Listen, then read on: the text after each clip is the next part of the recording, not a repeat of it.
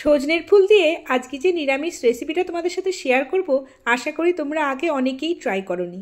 খেতে এতটাই সুন্দর হয় যে এক থালা ভাত এটা দিয়েই শেষ হয়ে যায়। মাছ, ডিম, মাংস সব ফেল এই রেসিপির কাছে।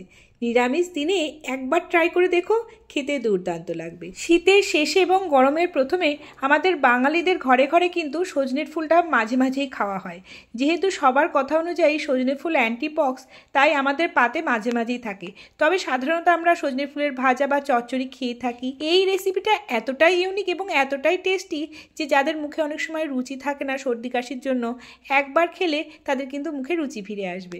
তো চলো ঝটপট রেসিপি শেয়ার করি। প্রথমেই আমি সজনে ফুলটাকে খুব ভালো করে ধুয়ে জল ঝরিয়ে নিয়েছি। এবার সামান্য সর্ষের তেলে সজনে ফুলটা দিয়ে আর 2-3টে লঙ্কা দিয়ে ওই 5 মিনিটের মতো হাই ফ্লেমে ভালো করে ভেজে নিয়েছি, এর কাঁচা গন্ধটা চলে যাওয়ার জন্য। এবার একটু ঠান্ডা করে এটাকে একটা মিক্সিং জারে দিয়ে দিচ্ছি এবং একটা ফাইন পেস্ট আমি বানিয়ে নেব। তোমাদের যদি একবারে বাটা না হয়, সামান্য জল এর মধ্যে অ্যাড করতে পারো। তো দেখো আমি একদম শিলে বাটার মতো একটা টাইট পেস্ট বানিয়ে নিয়েছি। এবার একটা বাটিতে আমি এটাকে ঢেলে রাখছি এবং ওই মিক্সিং বোলটাতেই দিলাম 2 চামচ মতন পোস্ত এবং ওই 1/2 চামচ মতন সর্ষে। সামান্য জল দিয়ে এটাকেও খুব ভালো করে আমি পেস্ট করে নেব। আর সর্ষে পোস্ত বাটার সময় সামান্য নুন দিলে কিন্তু বাটাটা খুব সুন্দরভাবে হয়। তো এবার দুটো বাটনাকেই আমি রেখে দিয়ে যে কড়াই সজনে ফুলটা ভেজেছিলাম সেই কড়াই সামান্য তেল, কালো জিরে এবং শুকনো লঙ্কা ফোড়ন দিয়ে, ফোড়ন একটু লাল হলে সজনে ফুলের পেস্ট এবং সর্ষে পোস্তর পেস্টটাও দিয়ে দিলাম। এবার খুব ভালো করে এটাকে কষিয়ে নেব। হ্যাঁ, আমরা বানাচ্ছি সজনে ফুলের ভর্তা। দিলাম সামান্য নুন, হলুদ এবং লাল লঙ্কার গুঁড়ো।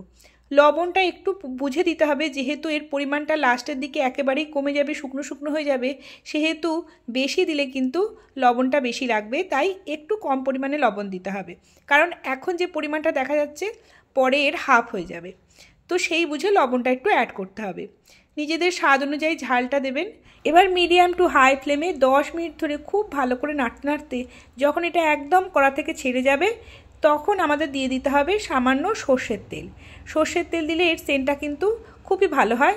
লাস্টের দিকে সর্ষের তেলটা অ্যাড করতে হবে।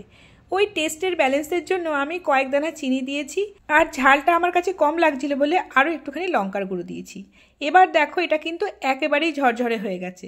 যখন কড়া থেকে ছেড়ে আসবে তখন কিন্তু আমাদের ভর্তাটা একেবারেই রেডি। তো দেখো কড়া থেকে কিন্তু ছেড়ে এসছে আর হাফ হয়ে গেছে পরিমাণে। তো এবার এটাকে আমি নামিয়ে দিচ্ছি। ব্যাস, সজনে ফুলের ভর্তা আমাদের রেডি।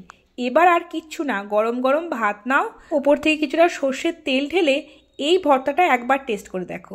আর ইচ্ছা অনুযায়ী শুকনো লঙ্কা ভেজেও নিতে পারো।